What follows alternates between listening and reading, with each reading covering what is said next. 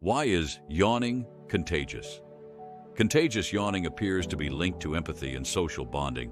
When we see someone yawn, mirror neurons in our brain activate, unconsciously mimicking the behavior we observe. Studies show that people with higher empathy levels are more susceptible to contagious yawning and were more likely to catch yawns from close friends and family than strangers.